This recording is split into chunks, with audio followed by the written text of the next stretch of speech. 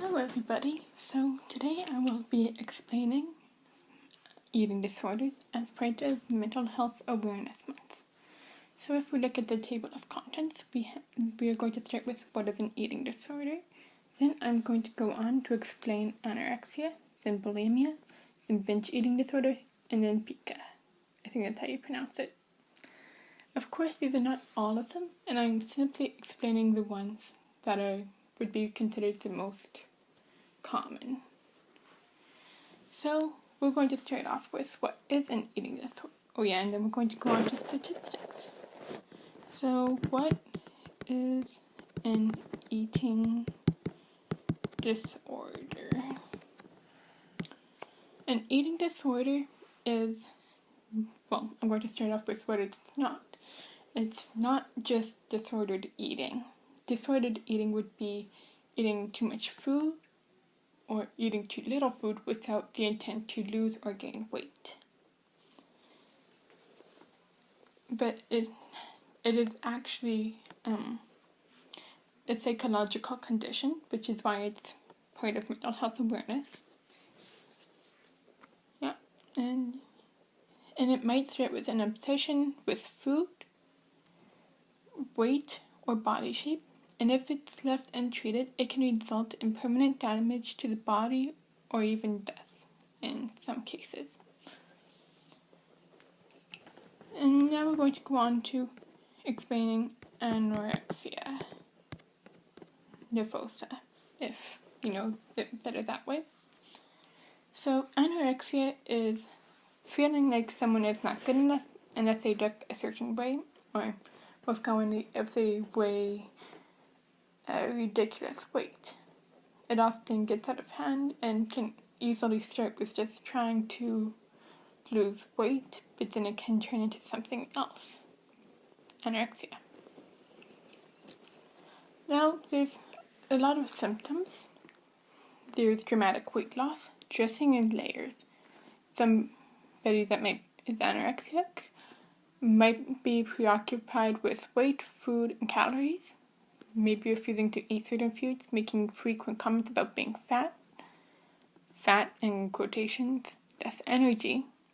They develop food rituals, make a lot of excuses not to eat, keeps up with exercise even though it's snowing, it's -40, they're tired because they worked a long shift at Walmart, stuff like that.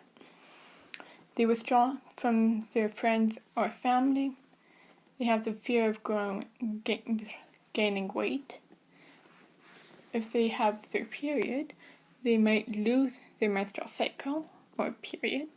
They get cramps, usually in the lower abdomen, difficulty concentrating, dizziness or fainting, fainting, sleep problems, feeling cold, dental problems, dry skin and nails, fine hair, and yellow skin. Now, we're going to go on to bulimia. Now, bulimia is binging, which is eating large quantities of food, and then purging, which could be exercise through using laxatives, restricting calories afterwards after a binge, fasting, vomiting. There's many ways that it could happen. So those, like I just said, those are some symptoms. Binging, so eating large quantities of food, a fear of gaining weight, thinking about weight and body shape, loss of control during binges, swelling, worrying about weight, negative body image, which is also going with anorexia as well, going to the bathroom right after eating, damaged teeth and gums, and facial swelling. That is bulimia. Now we're going to go on to binge eating disorder, or BED. And I forgot to put a period. Okay. What the heck is that? Okay. There we go. So, binge eating disorder is eating large amounts of food. It could be eating large portions of food. and usually when they eat or binge, they find that their eating habit is out of control, eating even when full, forcing themselves to eat, eating very quickly, eating until uncomfortably full, frequent eating, feeling bad about eating, frequent dieting with little to no success, social isolation. Why did I find that so difficult to pronounce? It can turn into obesity and problems working at work. Now for the last eating disorder, pica, and I really hope I'm saying that right. Okay, so pica is lesser known. It's not as talked about compared to the others like anorexia, bulimia, binging disorder.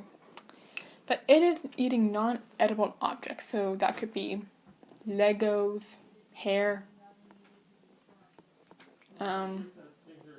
paper even, glue, string.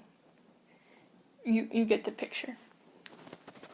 And these can result in an upset stomach. Maybe that's feeling sick, or it could be stomach pain, blood in the stool, and bowel problems. So that could be constipation. And that brings us to statistics.